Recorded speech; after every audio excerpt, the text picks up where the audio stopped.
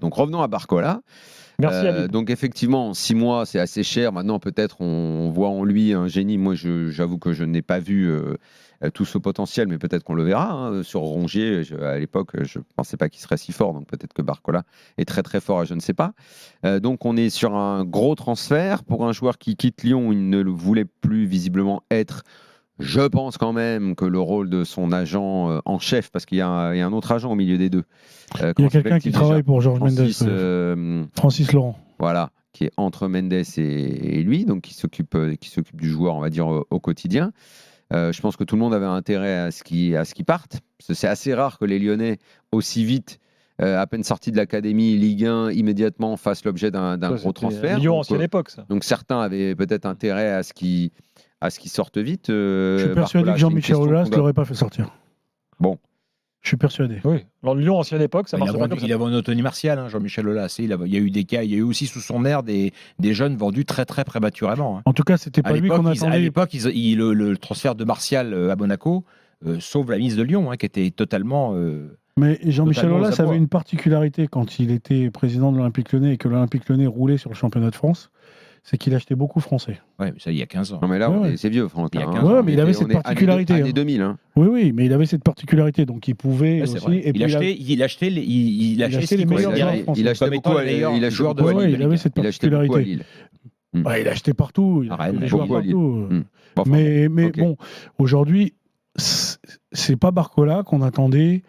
comme on attendait tout cet été, sauf les ventes de Barcola et Loukeba. Oui, on attendait Cherki, on attendait d'autres joueurs. C'est quand même. Là, ils ont réussi à refourguer Sarr, 15 millions, ça c'est quand même un exploit. Attends. Ça, c'est ce que j'ai entendu depuis 2 heures. Ouais. En fonction du nombre de matchs joués.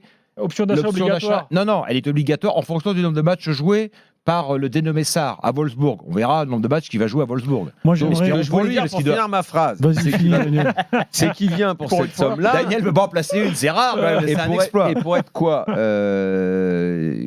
titulaire devant Gonzalo Ramos dans la rotation, c'est un peu bizarre. Gonzalo Ramos, il a quand même plus d'expérience que Barcola. Hein, c'est un joueur de côté plutôt, Barcola pour l'instant. Ouais. C'est pour ça. Bon, les deux sont dans l'écurie Mendes. C'est plutôt la doublure de Mbappé ou de. Parce qu'a priori, de l'autre côté. Non, Barcola, ce qu'il aimerait, c'est redevenir neuf parce que c'est sa formation neuf. Ouais, mais là, non. Là, si t'as Colomwani, Gonzalo Ramos devant lui. Non, Colomwani, vous venez de me dire que ça va pas se faire parce que les. Barcola va pas jouer selon toi ? Non, il vient pour être a priori remplaçant. Moi, ce que je comprends pas, Daniel, c'est pas tellement le fait que le PSG prenne Barcola, parce que why not, c'est un prospect intéressant. Ils ont tenté Tiki-Tiki, ils l'ont raté. Bon, voilà, ça c'est la vie du foot. Mais par contre, ce que je ne comprends pas, c'est le choix de Barcola. Parce qu'à son âge, le seul intérêt pour lui, quand tu es à Lyon, titulaire indiscutable à Lyon, tu fais une année complète à Lyon, tu perds pas de temps. Là, il va perdre du temps, forcément, parce qu'il va arriver dans un nouveau contexte. Il va avoir un salaire x10.